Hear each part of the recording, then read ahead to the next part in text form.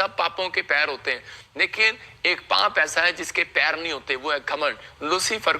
Lucifer ने जब घमंड किया तो उसको गिरा दिया गया। मैं कह रहा हूं कुछ बातें, कुछ रुकावटें, ये 7 पॉइंट जो मैं आपको बता रहा हूं, ये आपके जीवन में कई बार आपकी बड़ी बड़ी आशीषों को रोक देते हैं। अगर आप इसको समझ रहे हैं, आप नोट कर रहे हैं अपनी डायरी में, मैं कह रहा हूं कि जब हम घमंड करते हैं, जब हमारी बोल बाणियां सही नहीं होती, तो इस कारण से कह रहा है कि हमारे बहुत सारे काम हमारे फ्यूचर में रुक जाते हैं।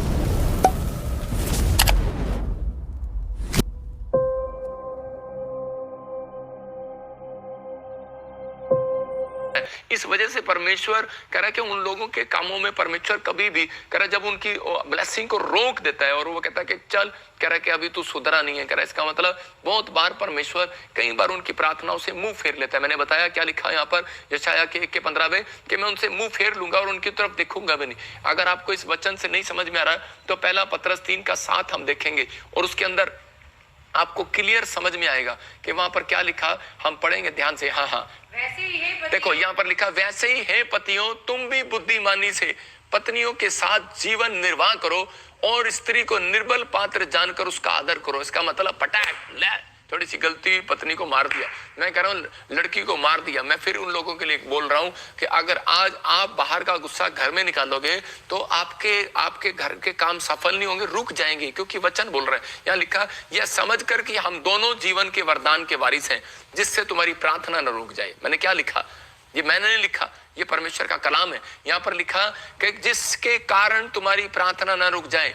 पत्नी पति के साथ, पति पत्नी के साथ बहस कर रहा है तो इसका मतलब क्या है, आपकी प्रार्थना रुक जाएगी। जिस दिन आप गुस्से में एक दूसरे पर हाथ उठाएंगे या गुस्सा करेंगे तो उसी समय आप 2 दिन प्रार्थना नहीं कर सकते, आपका प्रार्थना करने का मन नहीं करेगा। इसका मतलब आपकी यहाँ पर, मैं अगर यहाँ पर लिखा होता ना, ये सीक्रेट है, प्रार्थना नहीं रोकता परमेश्वर आपकी, कह रहा है उसके बाद तुम्हारी प्रार्थना जब रुकती है तो शैतान यही चाहता है। और लिखा जिससे तुम्हारी प्रार्थना ना रुक जाए, परमेश्वर बता रहा है इसलिए क्योंकि इसके कारण तुम्हारी आशीष भी रुक जाएगी, क्योंकि जो लोग प्रार्थना नहीं करते उनकी आशीष रोक देता है परमेश्वर। अगर आप एक दिन खाना नहीं खाते, आपका शरीर का एनर्जी कम हो जाता है, 2 दिन खाना नहीं खाते, कम हो जाता है। इसका मतलब जिस दिन आप प्रार्थना नहीं करते उस दिन कह रहा है कि आपका नेचर में कह रहा है आपकी आशीषें आना बंद हो जाती हैं, आपके घर के अंदर, आपके बिजनेस में, आपकी दुकान में, आपके अंदर कह रहा है कि चंगाई जो भी आप मांग रहे हैं रुक जाता है सब कुछ। लेकिन यहाँ पर परमेश्वर उन लोगों को बता रहा है, कह रहा है कहीं ऐसा ना हो तुम्हारी प्रार्थना रुक जाए, क्लियर कर रहा है। आज बच्चे माँ बाप से लड़ते हैं, आज हो सकता है कह रहा है कि आप बाहर का गुस्सा आप बच्चों पर आकर निकाल देते हैं, लेकिन नहीं, अपने दोस्तों पर निकाल लेते हैं, अपने काम पर। कई लोग तो आजकल बाइबल पर निकालते हैं, जा मैं बाइबल ही नहीं पढ़ूंगा आजकल, मैं परमेश्वर आज के बाद बाइबल नहीं पढ़ूंगा, मैं इस समय मैं कुछ नहीं करूंगा, मैं ये नहीं करूंगा, मैं वो नहीं करूंगा। लेकिन आप इस बात को देख रहे हैं कि परमेश्वर क्या चाहता है। मत्ती के 5 के हम जब 24 को देखते हैं तो वहां पर देखो क्या लिखा है, उसके 24-25 में एक व्यक्ति भेंट चढ़ाने के लिए जा रहा था और उसी समय परमेश्वर ने कहा, कह रहा कि जा भेंट बाद में चढ़ाना, पहले अपने भाई के साथ जाकर मेल कर ले। हाँ, कह रहा कि पहले मेल कर ले, कह रहा भेंट ये छोड़ दे वेदी पर, कह रहा मुझे तेरी भेंट पसंद नहीं है। आज बहुत सारे लोग जो हैं कह रहा आज भेंट लेकर आते हैं, चर्च जाते हैं, प्रार्थनाएं जाते हैं, लेकिन परमेश्वर ने कहा कह रहा कि मुझे, मैं तेरी भेंट भी स्वीकार नहीं करूंगा। बहुत सारे लोग प्रार्थना नहीं करते, भेंट देकर, दशवां देकर गुस्सा और उसी समय शांत करवाना चाहते हैं। लेकिन आज याजक क्यों रखा गया आपके लिए, प्रॉफिट क्यों रखा गया? इसलिए क्योंकि परमेश्वर हमारे कारण आपके ऊपर दया करता है, हमारे कारण आपके ऊपर फेवर करता है। आपने लाख गलतियां क्यों ना की हो, यहाँ पहला यूहन्ना 1:9 में लिखा, यदि चाहे वो अपने पापों को मान ले, अगर वो प्रार्थना कराने के लिए आता है जैसे हमारे से, या फिर प्रेयर रिक्वेस्ट में फोन पर बोलता है, या फिर आप ऑनलाइन बैठे हैं कि परमेश्वर मेरे पाप क्षमा करना, तो मैं अगर आपके अंदर मन में थोड़ा सा भी ख्याल आ रहा है तो इसका मतलब यह है कि भविष्यता के द्वारा परमेश्वर आपके पापों को क्षमा करता है। याद रखना कि हमारी प्रार्थनाओं के कारण आपका परमेश्वर आज से फेवर फिर से स्टार्ट करेगा, आपकी जो भी गलतियां उनको माफ करेगा और आपके लिए परमेश्वर एक नया डोर आज से खोलेगा यीशु मसीह के नाम।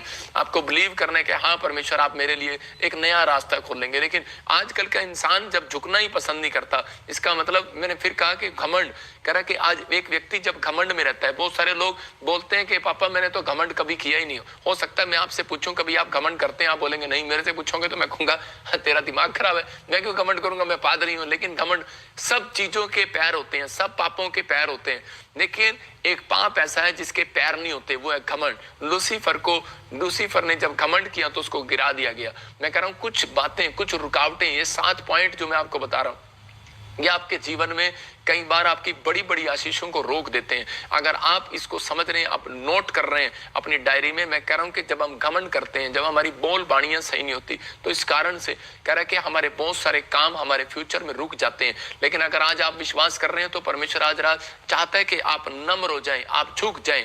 देख सकते हैं, देखिए आप चिच्ची उंगली, कितनी सारी उंगलियां, ये उंगली, ये उंगली, ये उंगली, ये उंगली, आप इनकी आपस में लड़ाई रहती है। ये बोलता है, कह रहा है कि मैं तेरे से बड़ा हूं, कहता है कि कैसे बड़ा, कहता है कि देख, कह रहा है ये अंगूठा मेरा जो है ना, कह रहा है कि मैं बड़ा हूं, कहता है कहीं भी जाते हैं ना, कह रहा है तनख्वाह लेने जाती है ना बुढ़िया, वहां पर पेंशन में करे यही काम आता है।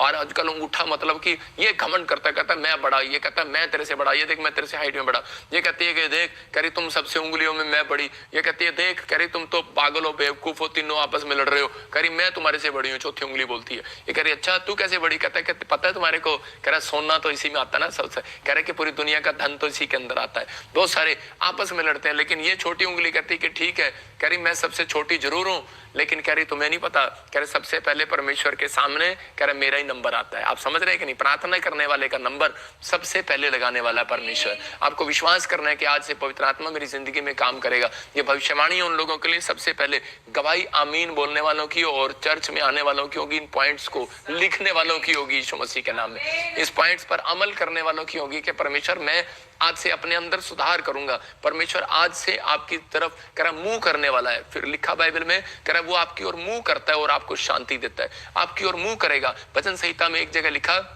वो लाचारों की ओर मुंह करता है। देखो यशाया में लिखा कि मैं मुंह फेर लूंगा, और भजन संहिता में लिखा कि वो लाचारों की ओर मुंह करता है और उन्हें शांति देता है। अगर आज तक आपको कुछ शांति नहीं मिली, आज मेरी प्रार्थना के बाद आपके घर में शांति आएगी यीशु मसीह के नाम में। घर का कलेश जाएगा, हर डिस्टरबेंस आपकी जाएगी यीशु मसीह के नाम में। आप पहले जैसे नहीं रहेंगे, आप आजाद हो जाएंगे यीशु मसीह के नाम में। मैं कह रहा हूँ फ्यूचर खुल जाएगा आज रात के बाद। आपको कुछ बदलना है, आपको कुछ सीखना है, आपको करना है, अपनी लाइफ के अंदर चेंज करना है। मैं कह रहा हूँ आप चेंज नहीं करते तो परमेश्वर मुंह फेर लेता है, छोड़ यार ये सुधरने वाला नहीं है बंदा। मैं फिर उन लोगों के लिए कह रहा हूं कि अगर आप विश्वास कर रहे हैं तो आज रात वो आपके लिए आपकी तरफ मुंह करने वाला है, आपको शांति देने वाला है। पहला पतरस 3:10 में लिखा अच्छे दिन, कह रहा है कि जो लोग अच्छे दिन देखना चाहते हैं, कितने लोग अच्छे दिन देखना चाहते हैं। देखो हमारे मोदी साहब कितने टाइम से बोल रहे हैं अच्छे दिन आएंगे, अच्छे दिन आएंगे, लेकिन लोग सोच रहे हैं अच्छे दिन नहीं आए, लेकिन अच्छे दिन आते हैं।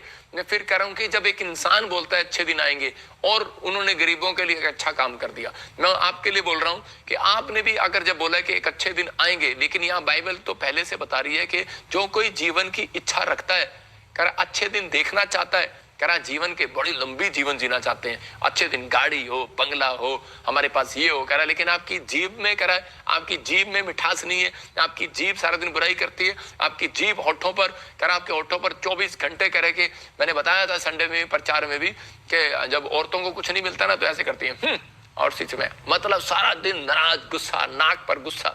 मैं फिर कह रहा हूं लोगों के लिए कि अगर आपको विश्वास करना है तो पवित्र आत्मा आज रात आपकी जिंदगियों में कुछ नया काम करना चाहता है, आपको आशीष देना चाहता है। आपको बिलीव करना है कि आज परमेश्वर मेरी जिंदगी में ब्लेसिंग को देगा, लेकिन आपको इस बात का विश्वास करना है कि मेरे बोल अगर जब तक सही नहीं होंगे तब तक परमेश्वर मेरी जिंदगी में काम नहीं करेगा। मिठास आना जरूरी है आपके बोल बाणी में। यीशु मसीह के आप जब फिल्म देखते हैं, जब आप बाइबल पढ़ते हैं, पूरा वीडियो में वाच करो कि उसके बोलों में मिठास था, उसके बोलों में उसके अंदर सारा दिन गुस्सा नहीं था, उसके अंदर कोई घमंड नहीं था। वो किसी भी व्यक्ति के साथ बैठ जाता था, वो व्यभिचारिणी औरतों के साथ बैठ जाता था, वो किसी के साथ भी खाना खाने लग जाता था, वो अपने आप को डाउन करता था, नम्र करता था, अपने स्वभाव को मार देता था। अगर कोई ऐसा पुराना स्वभाव भी था तो फिनिश कर देता था उसको। मैं कह रहा हूं कि गुस्सा उसको भी आया, लेकिन उसने फिनिश कर दिया उस गुस्से को। आपको विश्वास करना है कि वो जिंदगी में आपको सिखाने के लिए है।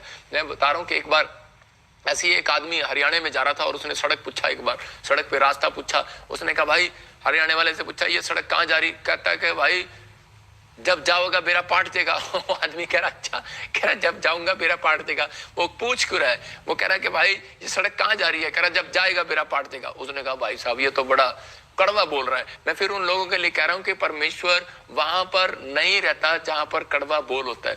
मैं जब हरियाणा में था तो मैं कह रहा हूं कि बहुत सारे लोग कड़वाहट से बोलते थे, अरे क्या कर लिया तूने, मतलब बहुत सारी बातों में मतलब गुस्सा, टाट से गुस्सा। लेकिन जब मैं पंजाब के अंदर आया, यूपी के अंदर गया, तो मैंने देखा कई जगह लोग मिठास से जब रास्ता पूछते हैं उनसे तो वो बोलते हैं नहीं पाजी तुम छड़ के आने, पाजी तुम छड़ के आना। मैं क्या ये मिठास से बोल रहे हैं तो मुझे पंजाब ही जाना चाहिए। मैं कह रहा हूँ उन लोगों के लिए कि लोग चुनते हैं कि हमें कहाँ रहना चाहिए, आप चुनते हैं कि मुझे कौन सी दुकान पर जाना चाहिए। जो कस्टमर से गुस्से से बात करता है तो आप उस दुकान पर नहीं जाते, जो मिठास से बात करता है लेडीज ज्यादातर उस दुकान पर सामान लेने के लिए जाती है। तो ऐसे ही एंजल भी है, उस घर में ज्यादातर आते हैं जो कह रहे के मिठास से बात करते हैं। आज रात एंजल एक नहीं बहुत सारे ट्रांसफर होंगे आपके घर पर यीशु मसीह के नाम में।